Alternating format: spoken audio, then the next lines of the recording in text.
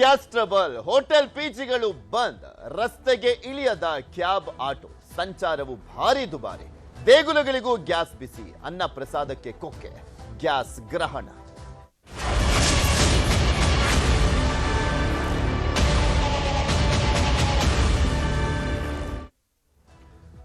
ಮಧ್ಯಪ್ರಾಚ್ಯದಲ್ಲಿ ನಡೀತಾ ಇದ್ದಂತ ಯುದ್ಧ ಬರೀ ಆ ರಾಷ್ಟ್ರಗಳಿಗೆ ಮಾತ್ರ ಸಂಬಂಧಪಟ್ಟಿದ್ದಲ್ಲ, ಜಾಗತಿಕವಾಗಿ ಹೊಡೆತ ಕೊಡ್ತಾ ಇರುವಂತದ್ದು. ಬಿಕಾಸ್ ಪೆಟ್ರೋಲಿಯಂ ಉತ್ಪನ್ನಗಳು 60 to 70% ಇಡೀ ವಿಶ್ವಕ್ಕೆ ಸಪ್ಲೈ ಆಗುವಂತದ್ದಲ್ಲಿಂದ.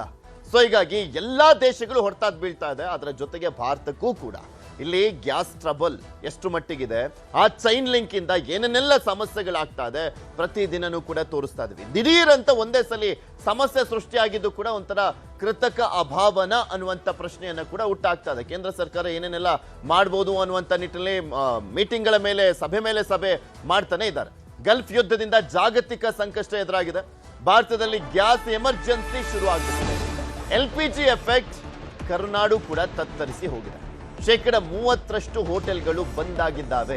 30% ಹೋಟೆಲ್ಗಳು ಕರ್ನಾಟಕದಲ್ಲಿ ಹತ್ತತ್ರ ಒಂದು 20,000 ಹೋಟೆಲ್ ಇದ್ರೆ 8 ರಿಂದ 10,000 ಹೋಟೆಲ್ಲು ಬೆಂಗಳೂರಿನಲ್ಲೇ ಇದ್ದಾರೆ. 50 to 60% ಅಷ್ಟು ಹೋಟೆಲ್ಲು ಬೆಂಗಳೂರಿನಲ್ಲೇ ಇರುವಂಥದ್ದು. ಬರೀ ಹೋಟೆಲ್ಗಳಿಗೆ ಮಾತ್ರ ಹೊಡ್ತಾ ಅಲ್ಲ, ಆಟೋ ಕಾರ್ಗಳಿಗೂ ಕೂಡ ಗ್ಯಾಸ್ ಸಿಗ್ದಲೆ, CNG ಮಾಮೂಲಿ ಗ್ಯಾಸ್ ಸಿಗ್ದಲೆ ಆಟೋಗಳಿಗೂ ಮತ್ತು ಕ್ಯಾಬ್ಗಳಿಗೂ ಕೂಡ ಹೊಡ್ತಾ ಬಿದ್ದಿದೆ. ಬೆಂಗಳೂರಿನ ಕೆಲ ಗ್ಯಾಸ್ ಬಂಕ್ಗಳು ಬಂದಾಗಿದ್ದಾವೆ. ಗ್ಯಾಸ್ ಸಪ್ಲೈ ಇಲ್ಲದಿರುವಂತ ಹಿನ್ನೆಲೆಯಲ್ಲಿ ಪಿಜಿಗಳಲ್ಲಿ ಒಂದು ಹೊತ್ತದ ಊಟಕ್ಕೂ ಕೂಡ ಪರದಾಟ ಮಾಡುವಂತ ಪರಿಸ್ಥಿತಿ. ಸೊ ಹೀಗಾಗಿ ಒಂದು ಹೊತ್ತಿನ ಊಟವನ್ನ ಕಟ್ ಮಾಡಿದ್ದಾರೆ, 2 ಹೊತ್ತು ಮಾತ್ರ ಊಟ. ಪ್ರಮುಖ ದೇವಸ್ಥಾನಗಳಲ್ಲಿ ಅನ್ನದಾನ ಬಂದ್ ಆಗ್ತಾ ಇದೆ. ಮದುವೆ ಮನೆಗೂ ಕೂಡ ತಟ್ಟಿರುವಂತದ್ದು ಗ್ಯಾಸ್ ಅಭಾವ. ಗೃಹ ಬಳಕೆ ಗ್ಯಾಸ್ ಕೂಡ ಬುಕ್ ಆಗ್ತಾ ಇಲ್ಲ. ಗೃಹ ಬಳಕೆಯ ಗ್ಯಾಸಿಗೆ ಇನ್ನೂ ಸದ್ಯಕ್ಕೆ ಸಮಸ್ಯೆ ಸೃಷ್ಟಿ ಆಗಿಲ್ಲ. ಸೃಷ್ಟಿ ಆದ್ರೆ ಮಾತ್ರ ಬೀದಿಲ್ಲೂ ಕೂಡ ಜನ ಬಾಯ್ ಬಡ್ಕೊಳ್ಬೇಕಾಗತ್ತೆ ಅಂತ ಪರಿಸ್ಥಿತಿ. ಯಾಕೆಂದ್ರೆ ಒಂದ್ ಕಡೆ ಹೋಟೆಲ್ ಇಲ್ಲ, ಓಕೆ ಅಪ್ಪ ಗ್ಯಾಸ್ ಸಿಗ್ತಾ ಇಲ್ಲ ಅಂದ್ಬಿಟ್ಟು ಹೋಟ್ಲಿಗೆ ಹೋಗತ್ತ, ಹೋಟ್ಲಲ್ಲೂ ಕೂಡ ಗ್ಯಾಸ್ ಇಲ್ದಿರುವಂತ ಹಿನ್ನೆಲೆಯಲ್ಲಿ ಬಂದಾಗಿರುವಂಥದ್ದು. ಸೊ ಆಲ್ಟರ್ನೇಟಿವ್ ಆಗಿ ನೋಡ್ಕೊಳ್ಬೇಕಾಗಿದೆ. ನಿಮ್ಗೆ ಗೊತ್ತಿರಲಿ, 13% ಅಷ್ಟು ಟೋಟಲ್ ನಾವು ಯೂಸ್ ಮಾಡುವಂತ ಗ್ಯಾಸ್ ನಲ್ಲಿ 13% ಅಷ್ಟು ನಾವು ಕಮರ್ಷಿಯಲ್ ಯೂಸ್ ಮಾಡಿದ್ರೆ 87% ಅಷ್ಟು ಗ್ಯಾಸ್ ಅನ್ನ, LPG ಗ್ಯಾಸ್ ಅನ್ನ ನಾವು ಗೃಹ ಬಳಕೆಗೆ ಯೂಸ್ ಮಾಡುವಂಥದ್ದು. ಸೊ ಹೀಗಾಗಿ 87%ಗೆ ಇನ್ನೂ ಟಚ್ ಆಗಿಲ್ಲ. 13% ಇರುವಂತ ಕಮರ್ಷಿಯಲ್ ಗ್ಯಾಸ್ಗೆ ಟಚ್ ಆಗಿರುವಂತ ಹಿನ್ನೆಲೆಯಲ್ಲಿ ಇಷ್ಟೆಲ್ಲ ಸಮಸ್ಯೆ ನೋಡ್ತಾ ಇದೀವಿ. 87% ಅಷ್ಟು ಗೃಹ ಬಳಕೆಗೆ ಯೂಸ್ ಆಗುವಂತ LPGಗೆ ಸ್ವಲ್ಪ ವ್ಯತ್ಯಾಸ ಆದರೂ ಕೂಡ ಬೀದಿಲ್ಲೂ ಕೂಡ ಜನ ಈ ಒಂದು ವಿಚಾರಕ್ಕೆ ಸಂಬಂಧಪಟ್ಟಂತೆ ಆಕ್ರೋಶ ವ್ಯಕ್ತಪಡಿಸುವಂತ ಪರಿಸ್ಥಿತಿ ಬಂದ್ಬಿಡುತ್ತೆ. ಇದು ನಮ್ಮ ದೇಶದಲ್ಲಿ ಏನು ಯುದ್ಧ ಆಗದೇ ಇದ್ರೂ ಕೂಡ ಅಲ್ಲಾಗ್ತಾ ಇರುವಂತ ಯುದ್ಧ ಇಲ್ಲಿ ಒಳಗಡೆ ಯುದ್ಧ ಆಗುವಂತ ಪರಿಸ್ಥಿತಿಯನ್ನ ತಂದಿಟ್ಟಿದೆ. ಗ್ಯಾಸ್ ಸಮಸ್ಯೆ ಬಗ್ಗೆ ಯಾರ್ಯಾರು ಏನೇನು ಮಾತನಾಡಿದ್ದಾರೆ ನೋಡೋಣ. ಮೊನ್ನೆಯಿಂದನೂ ನಮಗೆ ಸೋಮವಾರದಿಂದನೂ ಸಪ್ಲೈಗಳು ಇಲ್ಲ ಅಂತ ಕಮರ್ಷಿಯಲ್ ಫಿಲ್ಲಿಂಗ್ ಸ್ಟಾಪ್ ಮಾಡಿದ್ದಾರೆ. ಡೊಮೆಸ್ಟಿಕ್ ನಾವು ಕೊಡೋದೇ ಬಹಳ ಕಷ್ಟ ಇದೆ ಅನ್ನೋ ಮಟ್ಟದಲ್ಲಿ ಇಂಡಿಯನ್ ಆಯಿಲ್ ಅಧಿಕಾರಿಗಳು ಹೇಳ್ತಾ ಇದ್ದಾರೆ. ಕೆಲವೊಂದು ಹೋಟೆಲ್ಗಳನ್ನು ಈಗಾಗಲೇ ಕ್ಲೋಸ್ ಮಾಡಿದ್ದಾರೆ. ಸುಮಾರು ಒಂದು 15-20 ಐಟಮ್ಗಳನ್ನ ಇವಾಗ ಸ್ಟಾಪ್ ಮಾಡಿದ್ವಿ. ನೆಕ್ಸ್ಟ್ ಇನ್ನೊಂದು ತುಂಬಾ ಐಟಮ್ಗಳು ಸ್ಟಾಪ್ ಮಾಡಬೇಕಂತ ಯೋಚನೆ ಮಾಡ್ತಾ ಇದ್ದೀವಿ. ಯಾಕಂದ್ರೆ ಎಷ್ಟೋ ಕಡೆ ಹೋಟೆಲ್ ಮಾಲೀಕರು ಕೂಡ ಪಿಜಿಗಳಿಗೆ ಟೈಅಪ್ ಆಗಿ ಪದಾರ್ಥ ಕೊಡ್ತಾ ಊಟದ ವ್ಯವಸ್ಥೆ ಮಾಡ್ತಕ್ಕಂಥದ್ದು ಇದೆ. ಸೊ ಹಾಗಾಗಿ ಎಲ್ಲೋ ಒಂದು ಹತ್ರ ನಮಗೂ ಕೂಡ ಇದ್ರ ಬಿಸಿ ತಡ್ತಾ ಇದೆ. ಏನು ಒಂದು ಮೆನುಗಳಲ್ಲಿ ಬದಲಾವಣೆ ಮಾಡಿಕೊಂಡು ಅಟ್ಲೀಸ್ಟ್ ಒಂದು ವಾರದವರೆಗೂ ತಳ್ತಕ್ಕದ್ದು. ಯಾಕಂದ್ರೆ ಖಾಲಿ ಆದ ತಕ್ಷಣ ಸಿಲಿಂಡರ್ ತಂದು ಕೊಡ್ಲಿಲ್ಲ ಅಂದ್ರೆ ಸೊ ಇರ್ತಕ್ಕಂಥ ಸಿಲಿಂಡರ್ನ ಸಮರ್ಪಕವಾಗಿ ಬಳಸ್ತಕ್ಕಂಥದ್ದು ಆಗುತ್ತೆ. ಒಂದು ವಾರಕ್ಕೆ ಬರ್ತಕ್ಕಂಥದ್ದನ್ನ ಇನ್ನೂ ಒಂದು 6 ದಿನ ಹೆಚ್ಚಿಗೆ ಅದನ್ನ ನಿಭಾಯಿಸಲಿಕ್ಕೆ ಏನೆಲ್ಲ ಕ್ರಮಗಳು ಬೇಕು ಅದನ್ನ ತಗೋಬೇಕು. 10 ಲೀಟರ್ ರೈಸ್ ಕುಕ್ಕರ್ ಇಂಥವೆಲ್ಲ ಎಲೆಕ್ಟ್ರಿಕಲ್ ಇಕ್ವಿಪ್ಮೆಂಟ್ ಸಿಗುತ್ತವೆ. ಅದು ಸಣ್ಣ ನಿರ್ಧಾರಗಳನ್ನ ಈಗಾಗಲೇ ನಡೆಸ್ತಾ ಇದೀವಿ ಸರ್. ಕಾರಣ ಇಷ್ಟೇ ಸರ್, ಅಲ್ಲಿ ವಾರ್ ನಡೀತಾ ಇದೆ. ಈಗ ಸ್ಟಾಕು ಸರಿಗೆ ಬರ್ತಾ ಇಲ್ಲ. ನಮ್ದು ಪ್ಲಾಂಟ್ಗೆ ಹೋಗಿ 5 ದಿವಸ ಆಗಿದೆ, ಗಾಡಿ ಬಂದಿಲ್ಲ. ಇವರು ಆಟೋದವರು ಅರ್ಥ ಮಾಡ್ಕೊತಾ ಇಲ್ಲ. ಸುಮ್ನೆ ನಮ್ಮ ಮೇಲೆ ಒಂದು ಸರ್ ನೀವು ಜಾಸ್ತಿ ಮಾಡ್ತೀರಾ ರೇಟ್ ಅಂದ್ಬಿಟ್ಟಂತ. ನಾವ್ ಹೆಂಗೆ ಜಾಸ್ತಿ ಮಾಡಕ್ಕಾಗತ್ತೆ ಹೇಳಿ, ನೀವೇ ಹೇಳಿ ರೇಟ್. ಈಗ ನಮ್ಗೆ ಸರಕು ಬಂದ್ರೆ ಸರಕು ಮೇಲೆ ಏನಿದೆ ಅದ್ರ ಮೇಲೆ ನಾವು ಮಾಡ್ಬೋದು. ಸರಕೆ ಬಂದಿಲ್ಲ ಅಂದಾಗ, ಹೊಸ ಸರಕು ಬಂದಾಗ ಅದ್ರ ಕ್ಯಾಲ್ಕುಲೇಷನ್ ಮಾಡಿ ಮಾಡಬೇಕಾಗತ್ತಲ್ವಾ. 4 ಸಿಲಿಂಡರ್ ಇದೆ. 4 ಸಿಲಿಂಡರ್ ಉಪಯೋಗಿಸ್ಕೊಂಡು ನಾವು ಪ್ರಸಾದ ತಯಾರಿಸ್ತೀವಿ. ಭಕ್ತಾದಿಗಳಿಗಂತ ಯಾವುದೋ ಪ್ರಸಾದ ನಿಲ್ಸಕ್ಕಾಗೋದಿಲ್ಲ, ಕೊಡಲೇಬೇಕು. ಅದಕ್ಕೆ ಖಾಲಿ ಆದ್ಮೇಲೆ ಬದಲಿ ವ್ಯವಸ್ಥೆ ನಾವು ಮಾಡಿಕೊಂಡು ಪ್ರಸಾದನ ತಯಾರು ಮಾಡ್ತೀವಿ. ಮುಂದಿನ ವ್ಯವಸ್ಥೆ ನಮ್ಮ ಆಡಳಿತ ಮಂಡಳಿ ಇದೆ, ಅವ್ರ ಜೊತೆ ಮಾತಾಡಿ ಯಾವ ತರ ನಾವು ಮುಂದೆ ಕ್ರಮ ಕೈಗೊಳ್ಳಬೇಕು ಅನ್ನೋದನ್ನ ಮಾತಾಡಿ ನಾವು ವ್ಯವಸ್ಥೆ ಮಾಡ್ತೀವಿ. ಸ್ವಲ್ಪ ಕಮ್ಮಿ ಪ್ರಮಾಣದಲ್ಲಿ ನಾವು ಕೊಟ್ಟು ಎಲ್ಲರಿಗೂ ಪ್ರಸಾದ ಸಿಗಂಗೆ ನಾವು ವ್ಯವಸ್ಥೆ ಮಾಡ್ತೀವಿ. ಇದೇ ವಿಚಾರಕ್ಕೆ ಸಂಬಂಧಪಟ್ಟಂತೆ ಮಾತನಾಡ್ತಾ ಹೋಗೋಣ. ನಮ್ಮ ಜೊತೆ ಒಬ್ರು ಗೆಸ್ಟ್ ಕೂಡ ಜಾಯ್ನ್ ಆಗಿದ್ದಾರೆ, ಆಟೋ ಚಾಲಕರಾಗಿರುವಂತ ಸಂಚಾರಿ ಸತೀಶ್ ಅವರು. ಸಂಚಾರಿ ಸತೀಶ್ ಅವರೇ, ವೆಲ್ಕಮ್ ಟು ದ ಶೋ. ದೊಡ್ಡ ಮಟ್ಟದಲ್ಲಿ ಹೊಡೆತ ಬೀಳ್ತಾ ಇರುವಂತದ್ದು ನಿಮ್ಮ ಕ್ಷೇತ್ರದಲ್ಲೂ ಕೂಡ ಅಷ್ಟೇ, ಆಟೋ ಚಾಲಕರಿಗೂ ದೊಡ್ಡ ಹೊಡೆತ. ಯಾಕೆಂದ್ರೆ ಈಗ ಆಲ್ಮೋಸ್ಟ್ ಎಲ್ಲ ಆಟೋದವರು ಕೂಡ ಈ CNG ಅಥವಾ ಗ್ಯಾಸ್ ಅನ್ನೇ ಅವಲಂಬಿಸಿರುವಂತ ಹಿನ್ನೆಲೆಯಲ್ಲಿ ಹೇಗೆ ಪರಿಣಾಮ ಬೀರ್ತಾ ಇದೆ ನಿಮ್ಗೆ ಜನಜೀವನದ ಮೇಲೆ? ಸರ್, ಭಾರಿ ದೊಡ್ಡ ಮಟ್ಟಕ್ಕೆ ಹೊಡೆತ ಕೊಡ್ತಾ ಇದೆ. ಈಗ ತಾವು ಕಂಡಿರೋ ಹಾಗೆ ಯುದ್ಧ ನಡೆದು 70 ದಿನಗಳವರೆಗೂ ಕೂಡ ನಮ್ಮಲ್ಲಿ ಆಗುವಷ್ಟು ಸ್ಟಾಕ್ ಇದೆ ಅಂತ ಕೇಂದ್ರ ಸರ್ಕಾರ ಒಂದು ಕಡೆ ಹೇಳಿಕೆಯನ್ನ ಕೊಡುತ್ತೆ. ಯುದ್ಧ ಆರಂಭ ಆಗಿ ಇನ್ನು ಅಂತ್ಯದ ಇದಕ್ಕೆ ಬಂದಿಲ್ಲ, ಇನ್ನು 4 ದಿನ ಮಾತ್ರನೇ ಯುದ್ಧ ಆಗಿರ್ತಕ್ಕಂಥದ್ದು. ಇಷ್ಟಕ್ಕೇನೆ ಪ್ರೈವೇಟೈಸೇಷನ್ ಕಂಪನೀಸ್ ಏನು HP ಮತ್ತು ಭಾರತ್ ಲಿಮಿಟೆಡ್ಸ್ ಇದೆ, ಇದನ್ನ ಹೊರತುಪಡಿಸಿ ಪ್ರೈವೇಟ್ ನಲ್ಲಿ ಇರ್ತಕ್ಕಂತಹ ಎಲ್ಲ LPG ಬಂಕ್ಗಳು 85-89 ರೂಪಾಯಿ ತನಕಲೂ ಕೂಡ ದರವನ್ನ ಏರಿಕೆಯನ್ನ ಮಾಡಿಕೊಂಡು ಒಂದು ರೀತಿ ಸಾವಿನ ಮನೆಯಲ್ಲಿ ಅಕ್ಕಿ ಕಾಳನ್ನ ಆರಿಸುವಂತಹ ಕೆಲಸ ಕಾರ್ಯಗಳನ್ನ ಮಾಡ್ತಾ ಇದ್ದಾರೆ ಅಂತ ಕೆಲವರ ಮೇಲೆ ನೇರವಾಗಿ ಆರೋಪವನ್ನ ಮಾಡ್ಬೇಕಾಗುತ್ತೆ. ನಿನ್ನೆ ಶೇಷಾದ್ರಿಪುರಂನ ಒಂದು ಗ್ಯಾಸ್ ಬಂಕಿನ ಮೇಲೆ ಮಾಧ್ಯಮ ಕ್ಷೇತ್ರದ ಎಲ್ಲಾ ಪ್ರತಿನಿಧಿಗಳು ಬಂದಂತ ಸಂದರ್ಭದಲ್ಲಿ ನಮ್ಮಲ್ಲಿ ಸ್ಟಾಕೇ ಇಲ್ಲ ಅಂತ ಹೇಳ್ತಾರೆ. ತದನಂತರದಲ್ಲಿ ಅರ್ಧ ಗಂಟೆನಲ್ಲಿ ಒಂದು ಲಾರಿ ಬಂದು ನಿಂತ್ಕೊಳ್ಳುತ್ತೆ, ಸ್ಟಾಕ್ ಇದೆ, ಆದ್ರೆ ಮಾರ್ಕೆಟ್ ಅನ್ನ ಅಕ್ವೈರ್ ಮಾಡ್ಕೊಳ್ಳೋದಕ್ಕೆ ಮತ್ತು ಅತಿ ಹೆಚ್ಚಿನ ಹಣವನ್ನ ವಸೂಲಿ ಮಾಡುವಂತಹ ಕೆಲಸಕ್ಕೆ ಮತ್ತು ದಂಧೆಗೆ ಕೆಲವು ಬಂಕ್ಗಳು ಇಳಿದಿದೆಯಾ ಅಂತಕ್ಕಂಥದ್ದು ಕೂಡ ಇಲ್ಲಿ ನೇರವಾಗಿ ಆರೋಪವನ್ನ ಮಾಡ್ಬೇಕಾಗುತ್ತೆ. ಹಾಗೆ ತಮಗೆ ಗೊತ್ತಿರುವ ಹಾಗೆ ಬೆಂಗಳೂರಿನ ಹಲವಾರು ಭಾಗಗಳಲ್ಲಿ ಇವತ್ತು ನಿಯಂತ್ರಣವನ್ನ ಕಳ್ಕೊಂಡ್ಬಿಟ್ಟಿದೆ ಅಂತ ಹೇಳ್ಬೇಕು. ದರದ ವಿಚಾರವಾಗಿ ಸರ್ಕಾರ ಏನು ನಿನ್ನೆ ರಾತ್ರಿ ಏನೋ ಎಸ್ಮಾವನ್ನ ಜಾರಿ ಮಾಡಿದೆ ಕೇಂದ್ರ ಸರ್ಕಾರ ಅಂತಕ್ಕಂಥದ್ದು ಒಂದು ಮಾಹಿತಿ ಬಂದಿದೆ. ನಾವು ಕೂಡ ನಿನ್ನೆ ಹಲವಾರು ಮಾಧ್ಯಮದಲ್ಲಿ ಹೇಳಿಕೆಯನ್ನ ಕೊಟ್ಟಿದ್ವಿ, ಎಸ್ಮಾ ಜಾರಿ ಆಗ್ಲೇಬೇಕು ಅಂತ. ಯಾಕೆಂದ್ರೆ ದರ ನಿಗದಿಯ ಬಗ್ಗೆ ಯಾರಿಗೂ ಕೂಡ ಕಂಟ್ರೋಲ್ ಇಲ್ಲ. ಇಂಧನ ಇಲಾಖೆ ಪ್ರತಿ ತಿಂಗಳು ಕೂಡ ನಮ್ಗೊಂದು ಕಮಿಟಿಯನ್ನ ಮಾಡ್ಕೊಂಡು ದರವನ್ನ ನಿಗದಿಪಡಿಸುತ್ತೆ. ಮಾರ್ಚ್ 1ನೇ ತಾರೀಕು 64 ರೂಪಾಯಿ 74 ಪೈಸೆ ದರವನ್ನ ನಿಗದಿಪಡಿಸುತ್ತೆ. ಈ ದರ ಸತತವಾಗಿ 1 ತಿಂಗಳ ಕಾಲ ಮೇಂಟೈನ್ ಮಾಡ್ಬೇಕು ಅವರು. ಅಂದ್ರೆ ಇವರೇ ಏಕಾಏಕಿ 85-89 ರೂಪಾಯಿ ತನಕ ದರನ ತಗೊಂಡು ಹೋಗ್ತಾ ಇದ್ದಾರೆ. ಅಂದ್ರೆ ಇಲ್ಲಿ ಉದಾಹರಣೆಗೆ ಬೆಂಗಳೂರಿನ ಒಂದು ಪ್ರದೇಶಕ್ಕೆ ಸೇರಿಸ್ಕೊಂಡ್ರೆ ಇಲ್ಲೇನೆ ರೇಟ್ ಜಾಸ್ತಿ ಆಗ್ತಾ ಇರೋದಿದೆಯಲ್ಲ, ಆಯಾಯ ಗ್ಯಾಸ್ ಬಂಕ್ಗಳಲ್ಲಿ ಮಾತ್ರ ಚೇಂಜಸ್ ಮಾಡ್ತಾ ಇರುವಂತದ್ದು ಹೇಗೆ ಅಂತ. ಮತ್ತೊಂದ್ ಕಡೆ ಇವರೇ ಕೃತಕ ಅಭಾವ ಸೃಷ್ಟಿ ಮಾಡ್ಬಿಟ್ಟಿದ್ದಾರೆ. ಹೆಂಗಿದ್ರು ನಾಳೆ ನಾಡಿದ್ದು ಇದೇ ಅಭಾವ ಅನ್ಕೊಂಡು ಜಾಸ್ತಿ ಮಾಡ್ಕೊಂಬಿಡೋಣ ಅಂತ. ಹೆಂಗಿದ್ರು ಸ್ಟೋರೇಜ್ ಇದೆ.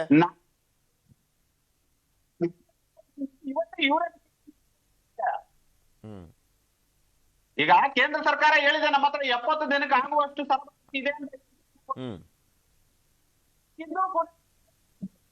ಬರ್ತಾ ಇದ್ದು ಕೂಡ ಇವ್ರು ಏನ್ ಹೇಳ್ತಾರೆ, ನಾವು ಓಪನ್ ಮಾರ್ಕೆಟ್ ನಲ್ಲಿ ಲಕ್ಷಾಂತರ ರೂಪಾಯಿ ಜಾಸ್ತಿ ದರವನ್ನ ಕೊಟ್ಟು ತಗೊಂಡ್ ಬರ್ತಾ ಇದೀವಿ ಅಂತ ಹೇಳ್ತಾರೆ. ಹಾಗಿದ್ದ ಮೇಲೆ ಇಂಧನ ಇಲಾಖೆಯ ಕೆಲಸ ಏನು, ಅವರ ಕಮಿಟಿಯ ಕೆಲಸ ಏನು? ದರವನ್ನ ಈಕ್ವಲ್ಮೆಂಟ್ ಆಗಿ ಮೇಂಟೈನ್ ಮಾಡಿರ್ತಾರೆ. ಬಟ್ ಇಲ್ಲಿ ಕೆಲವು ವ್ಯಕ್ತಿಗಳು, ಕೆಲವು ಬಂಕ್ನ ಮಾಲೀಕರುಗಳು ನೇರವಾಗಿ ಅಖಾಡಕ್ಕೆ ಇಳಿದು ದರವನ್ನ ವಸೂಲಿ ಮಾಡುವಂತಹ ಕೆಲಸಕ್ಕೆ ಮುಂದಾಳತ್ವವನ್ನು ವಹಿಸ್ಕೊಂಡಿದ್ದಾರೆ ಸರ್. ಅಲ್ಲ, ಇದನ್ನು ಏನಾದ್ರು ಬ್ಲಾಕ್ ಅಲ್ಲಿ ಇಷ್ಟು ಕೊಟ್ರೆ ನಿಮ್ಗೆ ಜಾಸ್ತಿ ಕೊಟ್ಬಿಡ್ತೀವಿ ಅದು ಇದು ಅಂತಾನು ಏನಾದ್ರು ನಡೀತಾ ಇದೆಯಾ ಕೆಲವೊಂದು ಪೆಟ್ರೋಲ್ ಬಂಕ್ಗಳಲ್ಲಿ? ಈಗ ನೋಡಿ, ಬೆಂಗಳೂರಿನಲ್ಲೇ ನೋಡಿ 69 ರೂಪಾಯಿಗೂ ಕೆಲವು ಬಂಕ್ಗಳಲ್ಲಿ ಗ್ಯಾಸ್ ಹಾಕ್ತಾ ಇದ್ದಾರೆ. ಓಕೆ, ಅವ್ರಿಗೂ ಕೂಡ ಮಂಗಳೂರಿಂದಲೇ ಸ್ಟಾಕ್ ಬರ್ತಕ್ಕಂಥದ್ದು. ಆದ್ರೆ ಇವರು 85 ರೂಪಾಯಿಗೆ ಏಕಾಏಕಿ ತಗೊಂಡೋಗಿ 85 ರೂಪಾಯಿ ದರವನ್ನ ನಿಗದಿಪಡಿಸ್ತಾರೆ ಅಂದ್ರೆ ಇದು ಮಾರ್ಕೆಟ್ ಅನ್ನ ಅಕ್ವೈರ್ ಮಾಡ್ಕೊಳ್ಳೋದು ಮತ್ತೆ ವಸೂಲಿ ಮಾಡುವಂತಹ ಕೆಲಸ ಕಾರ್ಯಗಳಲ್ವಾ? ಅವರೇ ದರವನ್ನ ನಿಗದಿಪಡಿಸ್ಕೊಳ್ತಾ ಇರ್ತಕ್ಕಂಥದ್ದು. ಇಲ್ಲಿ ನಾವು ಅದನ್ನೇ ಕೇಳಿರೋದು, ನಿಮಗೆ ಇಂಧನ ಇಲಾಖೆಯ ಕಮಿಟಿ ಏನು ತೀರ್ಮಾನವನ್ನ ಮಾಡಿ 5 ರೂಪಾಯಿ ದರವನ್ನ ಏರಿಕೆಯನ್ನ ಮಾಡಿ 64 ರೂಪಾಯಿ 74 ಪೈಸೆಯನ್ನ ಏನು ದರವನ್ನ ಕೊಟ್ಟಿದೆ, ಆ ದರವೇ ನಮ್ಗೆ ಈ ತಿಂಗಳ ಅಂತಿಮದವರೆಗೂ ಬರಬೇಕು ಅಂತಕ್ಕಂಥದ್ದು ನಮ್ಮ ಒಂದು ಬಹು ಬೇಡಿಕೆ ಇದು. ಯಾಕಂದ್ರೆ ಕಚ್ಚಾ ತೈಲಗಳು ಏರಿಳಿತಗಳು ಪ್ರತಿದಿನವೂ ಕೂಡ ಆಗ್ತಾ ಇರುತ್ತೆ. ಆ ಪ್ರತಿದಿನವೂ ಕೂಡ ದರವನ್ನ ಏರಿಕೆ ಮಾಡಕ್ ಆಗಲ್ಲ ಅಂತ ಹೇಳಿ ಒಂದು ಕಮಿಟಿಯನ್ನ ಮಾಡ್ಕೊಂಡು ನಮ್ಗೊಂದು ದರವನ್ನ ನಿಗದಿಪಡಿಸ್ತಾರೆ ಪ್ರತಿ ತಿಂಗಳು 1ನೇ ತಾರೀಕು. ಆ ಕಮಿಟಿಯ ತೀರ್ಮಾನವೇ 64 ರೂಪಾಯಿ 74 ಪೈಸೆ ಆಗಿರ್ತಕ್ಕಂಥದ್ದು. ಹಾಗಾಗಿ ಈ ತಿಂಗಳ ಅಂತಿಮದವರೆಗೂ ನಮ್ಗೆ 64 ರೂಪಾಯಿ 74 ಪೈಸೆಗೆ ಕೊಡಬೇಕು ಗ್ಯಾಸ್ ಅಂತಕ್ಕಂಥದ್ದು ನಮ್ಮ ಬಹು ಬೇಡಿಕೆ. ಓಕೆ, ಮತ್ತೊಂದ್ ಕಡೆ ಈ ಆಟೋಗಳೀಗ ಎಷ್ಟು ಮಟ್ಟಿಗೆ, ಎಷ್ಟು ಪರ್ಸೆಂಟೇಜ್ ಅಲ್ಲಿ ಡಿಪೆಂಡೆನ್ಸಿ ಇದೆ ಗ್ಯಾಸ್ ಇಂದನೆ? ಸರ್ 70% ಇವತ್ತು ಇರತಕ್ಕಂಥದ್ದು ಎಲ್ಲಿಗೂ ಕೂಡ LPG ಅಲ್ಲೇ ಇರ್ತಕ್ಕಂಥದ್ದು. ಇನ್ನು ಉಳಿದಂತಹ 20% CNG ಗೆ ಕನ್ವರ್ಟೆಡ್ ಆಗಿದ್ರೆ ಇನ್ನು 10% ಎಲೆಕ್ಟ್ರಿಕ್ ವಾಹನಗಳು ಇದಾವೆ. ಓಕೆ, ಈಗ CNG ದು ಪ್ರಾಬ್ಲಮ್ಮೇ ಹಂಗಾದ್ರೆ, ಯಾಕೆಂದ್ರೆ ಕ್ಯಾಬ್ ಹೌದು, ಅವರೆಲ್ಲ see, CNG ಈಗ ಅವ್ರಿಗೂ ಕೂಡ LPG ಸಿಗ್ತಾ ಇಲ್ಲ CNG. ಹೌದೌದು, ಈಗ ಸದ್ಯಕ್ಕೆ ಈಗ LPG ಗೆ ಬಹು ಬೇಡಿಕೆಯನ್ನ ಇಟ್ಟಿದ್ದಾರೆ. ಇದು ಮುಗಿದ ನಂತರದಲ್ಲಿ ಅವ್ರು LPG ಕೈ ಇಕ್ತಾರೆ. LPG ಮುಗಿದ ತಕ್ಷಣ CNG ಕೈ ಹಾಕ್ತಾರೆ. ಹಾಗಾಗಿ ನಾವು ಇಲ್ಲಿ ಇದ್ರ ಸರ್ಕಾರಗಳು ಮಧ್ಯಸ್ಥಿಕೆಯನ್ನ ವಹಿಸ್ಕೊಂಡು, ಯಾಕೆಂದ್ರೆ ಇಲ್ಲಿ ಒಬ್ಬರ ಜೀವನದ ಜೊತೆ ಚೆಲ್ಲಾಟ ಆಡ್ತಕ್ಕಂಥದ್ದಲ್ಲ. ಬೆಂಗಳೂರಿನಲ್ಲಿ ಸರಿಸುಮಾರು 3.5 ಲಕ್ಷ ಆಟೋ ಚಾಲಕರುಗಳು LPG ಯನ್ನ ನಂಬಿ ಜೀವನವನ್ನ ಅವತ್ತಿನ ದುಡಿಮೆಯಲ್ಲಿ ಜೀವನ ಮಾಡ್ತಕ್ಕಂತಹ ವ್ಯಕ್ತಿಗಳಿದ್ದಾರೆ. ಸತೀಶ್ ಅವರೇ, ಒಂದ್ ಕಡೆ ಸರ್ಕಾರ ಹೇಳ್ತಾ ಇತ್ತು 70 ದಿನ ಹತ್ತತ್ರ 2.5 ತಿಂಗಳವರೆಗೂ ನಮ್ಗೇನ್ ಪ್ರಾಬ್ಲಮ್ ಇಲ್ಲ ಅಂತ. ಆದ್ರೆ ಇಲ್ಲಿ ದಿಢೀರ್ ಅಂತ ಜಸ್ಟ್ 24 ಗಂಟೆ 30 ಗಂಟೆಲೆ ಈ ರೀತಿಯಾಗಿ ಸಮಸ್ಯೆ ಸೃಷ್ಟಿಯಾಗಿದ್ದಾದ್ರೂ ಹೆಂಗೆ ಅಂತ ಅದನ್ನೇ ಹೇಳಿದ್ದು ಸರ್. ಇವರೇ ಓಪನ್ ಮಾರ್ಕೆಟ್ ಗಳನ್ನ ಯಾರೂ ದರ ನಿಗದಿಪಡಿಸಿ ಇವ್ರ ಇಷ್ಟಾನುಸಾರವಾಗಿ ದರವನ್ನ ನಿಗದಿಪಡಿಸ್ತಾ ಇದ್ದಾರೆ. ಈಗ ನೋಡಿ, ಶೇಷಾದ್ರಿಪುರಂನಲ್ಲಿ ಒಂದು ಬಂಕ್ ನಲ್ಲಿ ಪಕ್ಕದಲ್ಲೇ ಇರ್ತಕ್ಕಂಥದ್ದು ಒಂದೇ ಸೈಟು, ಪಕ್ಕದ ಸೈಟ್ ನಲ್ಲಿ 69 ರೂಪಾಯಿಗೆ ಹಾಕ್ತಾರೆ. ಅದೇ ಪಕ್ಕದ ಸೈಟ್ ನಲ್ಲಿ ಇರ್ತಕ್ಕಂಥದ್ದು 85 ರೂಪಾಯಿಗೆ ಹಾಕ್ತಾರೆ. ಅಂದ್ರೆ ಇದು ವಸೂಲಿಗೆ ಇಳಿದಿರ್ತಕ್ಕಂತಹ ಬಂಕ್ ನ ಮಾಲೀಕರುಗಳು. ಸಿಬ್ಬಂದಿಗಳನ್ನ ಕೇಳಿದ್ರೆ ಇದಕ್ಕೂ ನಮಗೂ ಸಂಬಂಧ ಇಲ್ಲ ಸರ್, ನಮ್ಮ ಮಾಲೀಕರಿಗೆ ಸಂಬಂಧಪಟ್ಟದ್ದು, ನೀವು ನಮ್ಮ ಮಾಲೀಕರ ಹತ್ರ ಮಾತಾಡಿ ಅಂತಾರೆ. ಅವರ ಮಾಲೀಕರುಗಳನ್ನ ಮಾತಾಡ್ಸೋಣ ಅಂತಂದ್ರೆ ಅವರು ಕಾಂಟ್ಯಾಕ್ಟ್ ನಂಬರ್ ಗಳಿಗೆ ಸಿಕ್ಕೋದಿಲ್ಲ, ಅವ್ರೆಲ್ಲೋ ಕುಳಿತುಕೊಂಡಿರ್ತಾರೆ. ಅಂದ್ರೆ ಇದು ಗ್ಯಾಸ್ ಕಂಪನಿಗಳು ಜಾಸ್ತಿ ಮಾಡ್ತಾ ಇರುವಂತದ್ದಲ್ಲ, ಬೇಕಾ ಬಿಟ್ಟು ತಮ್ಮ ಮನ್ಸಿಗೆ ಬಂದಂಗೆ ಆಯಾಯ ಪೆಟ್ರೋಲ್ ಬಂಕ್ ಅವರೇ ಜಾಸ್ತಿ ಮಾಡ್ದಂತ ಆಗ್ತಾ ಇದೆ. ನಿಮ್ ಸ್ಟೇಟ್ಮೆಂಟ್ ನೋಡ್ತಾ ಇದ್ರೆ ಹಂಗಾದ್ರೆ ಇಲ್ಲಿ ಪಡಿಸ್ತಾ ಇದ್ದಾರೆ. ಇದಕ್ಕೆ ಯಾರು ಮಧ್ಯಸ್ಥಿಕೆಯನ್ನ ಯಾರು ವಹಿಸ್ಕೊಂಡಿಲ್ಲ, ನೇರವಾಗಿ ಯಾವ ಬಂಕಿನ ಮಾಲೀಕರುಗಳಿರ್ತಾರೆ ಅವರೇ ದರವನ್ನ ನಿಗದಿಪಡಿಸ್ಕೊಳ್ತಾ ಇದ್ದಾರೆ. ಓಕೆ ಓಕೆ, ಈಗ ಪಾಪ ಹೆಂಗಾಗ್ಬಿಟ್ಟಿದೆ ಪರಿಸ್ಥಿತಿ ಅಂದ್ರೆ, ರೇಟ್ ಎಷ್ಟಾದ್ರೂ ಇರ್ಲಿ ಅಟ್ಲೀಸ್ಟ್ ಗ್ಯಾಸ್ ಸಿಗ್ತಾ ಇದೆಯಲ್ಲ ಅಂತ ಹಾಕಿಸ್ಕೊಳ್ಳುವಂತ ಪರಿಸ್ಥಿತಿಗೆ ಬಂದ್ಬಿಟ್ಟಿದಾರ ಅಂತ ಆಟೋ ಡ್ರೈವರ್ಗಳೆಲ್ಲ. ಯಾಕೆಂದ್ರೆ ಪಾಪ ಜೀವನ ನಡೆಸಬೇಕು. ಎಷ್ಟೋ ಆಟೋ ಡ್ರೈವರ್ಗಳು ಅವತ್ತು ದುಡ್ದು ಅವತ್ತು ತಿನ್ನುವಂತ ಪರಿಸ್ಥಿತಿ ಇದೆ, ಅವರ ಫ್ಯಾಮಿಲಿಯನ್ನ ಸಾಕುವಂತ ಪರಿಸ್ಥಿತಿ ಇದೆ. 100% ಸರ್, ನೀವ್ ಹೇಳೋದು 100ಕ್ಕೆ 100 ಸತ್ಯ. ಇವತ್ತು ಅವನು ಪ್ರತಿದಿನ ಬೆಳಗ್ಗೆ ಎದ್ದು ಫಸ್ಟ್ ಹೋಗದೆ ಗ್ಯಾಸ್ ಬಂಕಿಗೆ, ಅಲ್ಲಿಂದ ಅವನ ಜೀವನ ಆರಂಭ ಆಗ್ತಕ್ಕಂಥದ್ದು. ಅವತ್ತೇನ್ ಸಂಪಾದನೆಯನ್ನ ಮಾಡ್ತಾನೆ, ಆ ಸಂಪಾದನೆಯಲ್ಲಿ ಉಳಿದ ಕಾಸಿನಲ್ಲಿ ಅವ್ರ ಕುಟುಂಬಕ್ಕೆ ಒಂದಿಷ್ಟು ಅನ್ನನೋ ಗಂಜಿನೋ ಹಾಕುವಂತಹ ವ್ಯವಸ್ಥೆಯಲ್ಲಿ ಆಟೋ ಚಾಲಕರುಗಳು ಇರ್ತಕ್ಕಂಥದ್ದು. ಇದೆಲ್ಲದರ ಮಧ್ಯದಲ್ಲಿ ಬಿಸ್ನೆಸ್ ಕೂಡ ಅಷ್ಟೇ ಕೆಳಮಟ್ಟದಲ್ಲಿ ಇರೋದ್ರಿಂದ ಚಾಲಕರುಗಳಲ್ಲಿ ಅತಿ ಹೆಚ್ಚಿನ ವಾಹನಗಳಾಗ್ಬೋದು, ಸಂಚಾರ ದಟ್ಟಣೆಗಳು. ಈಗ ತಾವು ನೋಡಿರ್ಬೋದು, ಇವತ್ತು 20-22 ಕಿಲೋಮೀಟರ್ ಮೈಲೇಜ್ ಕೊಡ್ತಾ ಇದ್ದಂತಹ ವಾಹನಗಳು ಇವತ್ತಿನ ಬೆಂಗಳೂರಿನ ಟ್ರಾಫಿಕ್ಗೆ 14ರಿಂದ 15 ಕಿಲೋಮೀಟರ್ಗೆ ಬಂದು ನಿಂತಿದೆ.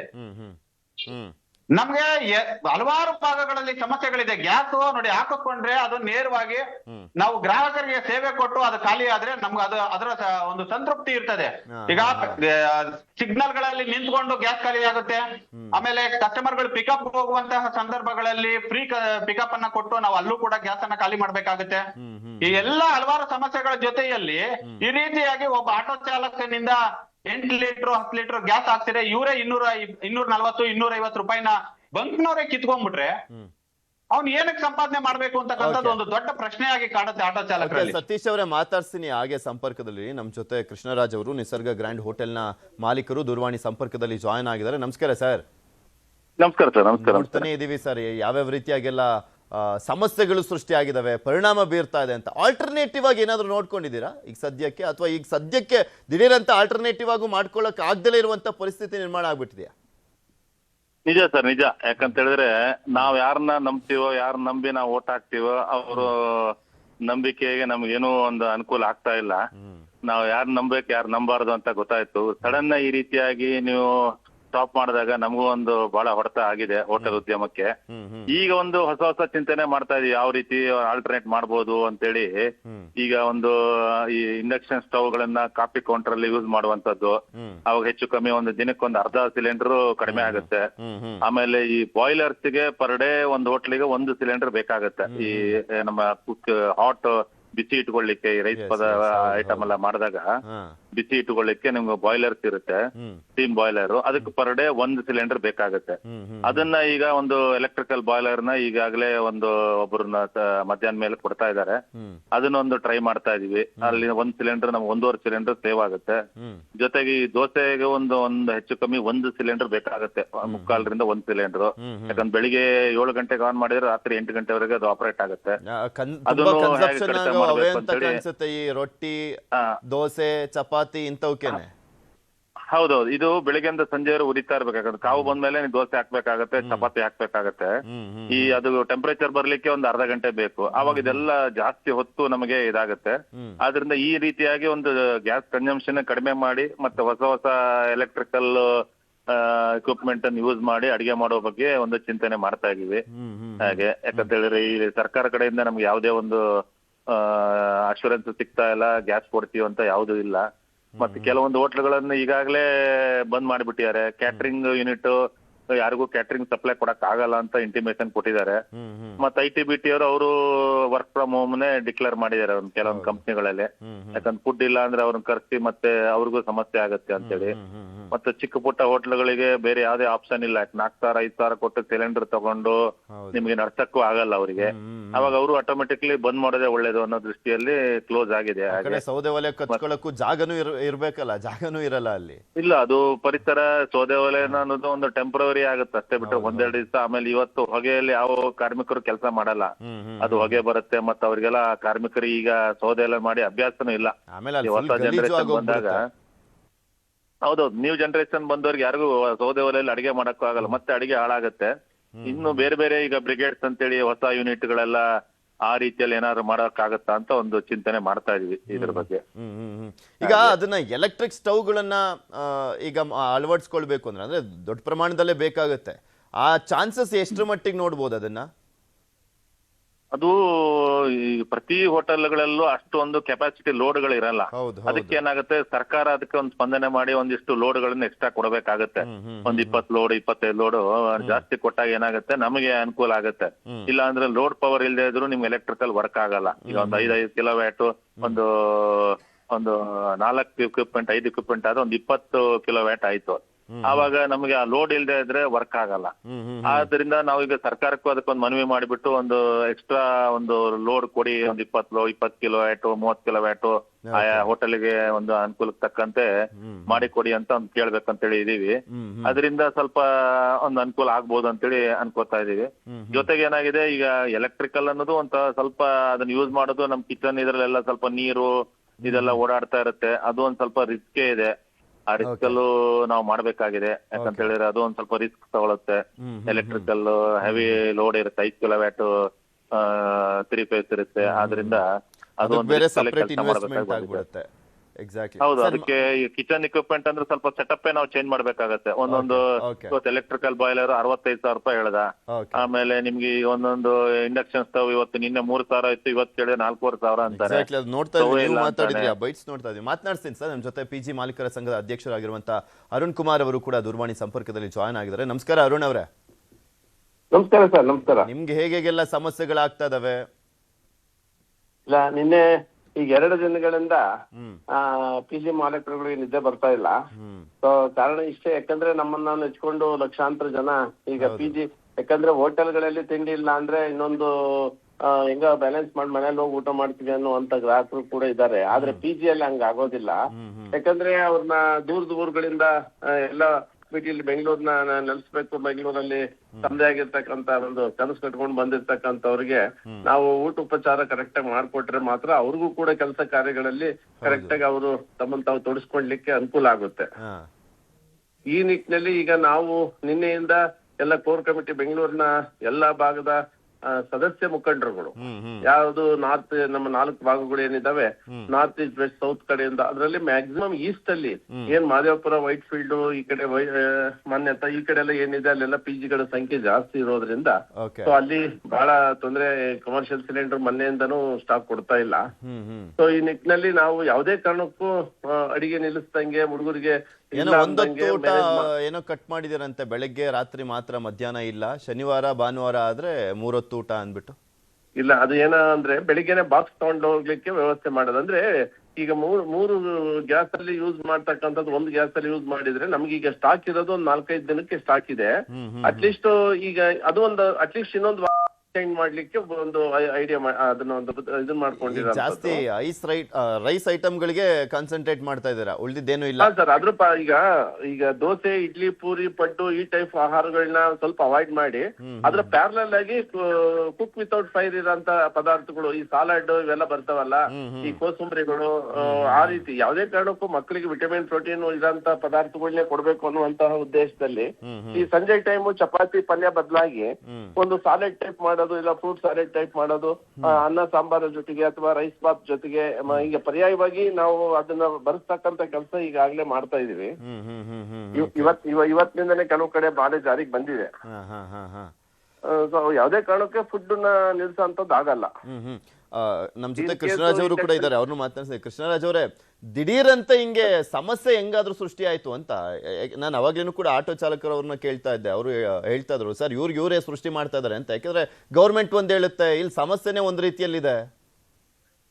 ಇಲ್ಲ, ಸರ್ಕಾರ ಹೇಳೋದೇ ಒಂದು, ಈಗ ಆಗ್ತಾ ಇರೋದೇ ಒಂದು. ಸರ್ಕಾರ ಹೇಳಿತ್ತು 60 ದಿವಸಕ್ಕೆ ನಮ್ಮ ಹತ್ರ ಗ್ಯಾಸ್ ಸಪ್ಲೈ ಇದೆ ಅಂತ ಹೇಳ್ಬಿಟ್ಟು. ಆದ್ರೆ ಪ್ರತಿ ಹೋಟೆಲ್ಗಳಲ್ಲೂ ಈಗ ಯಾರಿಗೂ ಡಿಸ್ಟ್ರಿಬ್ಯೂಟರ್ಗಳು ಯಾರು ಗ್ಯಾಸ್ ಕೊಡ್ತಾ ಇಲ್ಲ. ಆಯ್ತಾ, ಇವತ್ತು ಆಟೋ ಬಂಕ್ ಹತ್ರ ಹೋದ್ರು ಅಲ್ಲೂ ಗ್ಯಾಸ್ ಇಲ್ಲ, ನಿನ್ನೆ ಅಲ್ಲೂ ಗಲಾಟೆ ಆಗ್ತಾ ಇದೆ. ಇದೇ ರೀತಿಯಾಗಿ ರೇಟ್ ಜಾಸ್ತಿ ಮಾಡ್ತಾರೆ. ಈ ಕಾಳಸಂತೆ ಒಂದು ಇದಾಗ್ತಾ ಇದೆ, ಅಂದ್ರೆ ಜಾಸ್ತಿ ತಗೊಳ್ಳೋ ಒಂದು ಇದನ್ನ ಯೋಚನೆ ಮಾಡ್ತಾ ಇದಾರೆ. ಅದ್ರ ಮಧ್ಯದಲ್ಲಿ ನಾವು ಹೋಟ್ಲ್ ಅವ್ರು ಏನ್ ಮಾಡ್ತಾ ಇದ್ವಿ, ಏನಾದ್ರೂ ಮಾಡಿ 1 ಸಿಲಿಂಡರ್ ಇದ್ರು ಇವತ್ತು ಅರ್ಧ ದಿವಸ ಆದ್ರೂ ನಡೆಸಿ ಒಂದು ಸರ್ವಿಸ್ ಕೊಡಬೇಕು ಅಂತ ಯೋಚನೆ ಮಾಡ್ತಾ ಇದೀವಿ. ಈಗ ನೋಡಿ, ಬೇರೆ ಆಪ್ಷನ್ ಅಥವಾ ಬೇರೆ ಇನ್ನೇನೋ, ಯಾಕಂತೇಳಿ ಆಹಾರ ಇಲ್ಲದೆ ಯಾರು ಬದುಕಕ್ ಆಗಲ್ಲ. ನಮ್ಮಲ್ಲಿ ಈಗ ಕಸ್ಟಮರ್ ಇವತ್ತು ಪ್ರತಿ ದಿವಸ ಫೋನ್ ಮಾಡ್ತಾ ಇದಾರೆ, ಸರ್ ನಾಳೆ ಓಪನ್ ಇದೆಯಾ, ಇವತ್ತು ಓಪನ್ ಇದೆಯಾ ಅಂತ ಮಾಡ್ತಾ ಇದಾರೆ. ಅಂದ್ರೆ ಎಷ್ಟೋ ಜನ ಅದ್ರ ಮೇಲೆ ಡಿಪೆಂಡ್ ಆಗ್ಯಾರ. ಈಗ ವಿಧಾನಸೌಧದಿಂದ ಇವತ್ತು ಫೋನ್ ಬಂತು, ಸರ್ ನಾಳೆ ಓಪನ್ ಇದೆಯಾ, ನಾಳೆ ಸಿಗ್ಬೋದಾ ಅಂತ. ನಾವು ನಾಳೆ ಗ್ಯಾರಂಟಿ ಹೇಳಕ್ ಆಗಲ್ಲ. ಇವತ್ತಂತೂ ಗ್ಯಾಸ್ ಬಂದಿದೆ, ಇವತ್ತು ಸಂಜೆ ಗ್ಯಾಸ್ ಬಂದ್ರೆ ನಾಳೆ ನಿಮಗೆ ನಿಮ್ ಪಾರ್ಟಿನ ನಾನು ಆರ್ಡರ್ ತಗೊಳ್ತೀನಿ. ಇಲ್ಲ ಸರ್ ನಾಳೆ ನಮ್ ಮೀಟಿಂಗ್ ಇದೆ, ನಮ್ಗೆ ಬೇಕೇ ಬೇಕು ಅಂತೇಳಿ ಒಂದು ಒತ್ತಾಯ ಮಾಡ್ತಾ ಇದಾರೆ. ಅಂದ್ರೆ ಈ ಹೋಟೆಲ್ ಇಂಡಸ್ಟ್ರಿಗೆ ಎಷ್ಟು ಅವಶ್ಯಕ ಅನ್ನೋದನ್ನ ಅರ್ಥ ಆಗುತ್ತೆ ಅಂತ ಹೇಳ್ತಾ ಇರೋದಾಗೆ. ಯಾಕಂತ ಹೇಳಿದ್ರೆ ನಾವು ಕಮರ್ಷಿಯಲ್ ಆಗಿ ಬಿಸ್ನೆಸ್ ಮಾಡ್ತಾ ಇದ್ರು ಪ್ರತಿಯೊಬ್ಬನಿಗೂ ನಿಮ್ಗೆ ಆಹಾರ ಬೇಕೇ ಬೇಕು ಅಂತ. ಕೋವಿಡ್ ಅಂತ ಸಂದರ್ಭದಲ್ಲೂ ಈ ಆಹಾರ ಉದ್ಯಮನ ಕ್ಲೋಸ್ ಮಾಡ್ಲಿಲ್ಲ. ಇಮಿಡಿಯೇಟ್ಲಿ ನೀವು ಪಾರ್ಸಲ್ ಕೊಡಿ ಅಂತ ಹೇಳಿದ್ರು ಬಿಟ್ರೆ ಕ್ಲೋಸ್ ಮಾಡಿ ಅಂತ ಹೇಳಿಲ್ಲ ಅವಾಗ. ಆದ್ರಿಂದ ಈ ಆಪ್ಷನ್ ಗಳು ಮಾಡಿಬಿಟ್ಟು ಈಗ ಪಿಜಿಗಳಲ್ಲೂ ಹೇಳಿದಾಗೆ ಬಹಳ ಸಮಸ್ಯೆ ಆಗ್ತಾ ಇದೆ. ಯಾಕಂತ ಹೇಳಿದ್ರೆ ತುಂಬಾ ಜನಕ್ಕೆ ಒಂದೊಂದು ಐಟಮ್ ಕೊಡ್ತಾರೆ, 2 ಐಟಮ್ ತಿನ್ನುವಂತ ಪರಿಸ್ಥಿತಿ ಬಂದಿದೆ. ಬೆಳಿಗ್ಗೆ ಒಂದು ಐಟಮ್ ಕೊಟ್ರೆ ಸಂಜೆ ಒಂದೇ ಐಟಮ್, ಮುಂಚೆ 3 ಐಟಮ್ ಕೊಡ್ತಾ ಇದ್ರು. ಈ ರೀತಿಯಾಗಿ ಮಾಡ್ತಿದ್ದಾರೆ. ಕೆಲವೊಬ್ರು ಪಿಜಿ ಬಿಟ್ಟೆ ನೀವು ಊರಿಗೆ ಸೆಟ್ಲ್ ಆಗ್ತಾ ಇದಾರೆ, ಅಂದ್ರೆ ವರ್ಕ್ ಫ್ರಮ್ ಹೋಮ್ ಕೊಟ್ರು ಕೆಲವೊಂದು ಕಂಪ್ನಿಗಳಲ್ಲಿ. ಈ ರೀತಿಯಾದ ಒಂದು ಆಪ್ಷನ್ ಮಾಡಿಬಿಟ್ಟು ಒಂದು ವ್ಯವಸ್ಥೆಗಳನ್ನ ನಡೆಸ್ತಾ ಇದೀವಿ ಅಂತಾನೆ ಹೇಳ್ಬೋದು ಸರ್. ಓಕೆ, ನಮ್ ಜೊತೆ ಸಂಚಾರಿ ಸತೀಶ್ ಅವರು ಕೂಡ ಇದಾರೆ. ಸತೀಶ್ ಅವರೇ, ಕೊರೋನಾ ಟೈಮ್ ಪರಿಸ್ಥಿತಿ ನಿರ್ಮಾಣ ಆಯ್ತಲ್ಲ ಅಂತ, ಅವಾಗ ಜನ ಇಲ್ದಲೆ ಆಟೋ ಓಡ್ತಾ ಇರ್ಲಿಲ್ಲ. ಈಗ ಜನ ಇದಾರೆ ಬಟ್ ಗ್ಯಾಸ್ ಇಲ್ದಲೆ ಆಟೋ ಓಡ್ದಲೇ ಇರುವಂತ ಪರಿಸ್ಥಿತಿ. ಮಾಸ್ಕ್ ಹಾಕಿ ನಮ್ಮನ್ನ ಕಟ್ಟಿ ಹಾಕಿದ್ರು, ಈಗ ಗ್ಯಾಸ್ ಹಾಕಿ ನಮ್ಮನ್ನ ಕಟ್ಟಿ ಹಾಕಿದ್ದಾರೆ ಅಂತ ಹೇಳ್ಬೇಕಾಗತ್ತೆ ಸರ್. ಈಗ ನಮ್ಮ ಸ್ನೇಹಿತರೊಬ್ರು ಹೇಳಿರೋ ಕಾಳಸಂತೆ ಅಂತ, 100% ಇಲ್ಲಿ ನಡೀತಾ ಇರ್ತಕ್ಕಂಥದ್ದು ಕಾಳಸಂತೆಯ ದಂಧೆಗೆ ಕೆಲವು ವ್ಯಕ್ತಿಗಳು ಕುಮ್ಮಕ್ಕನ್ನ ಕೊಡ್ತಾ ಇದ್ದಾರೆ ಅಂತ ಹೇಳ್ಬೇಕಾಗತ್ತೆ.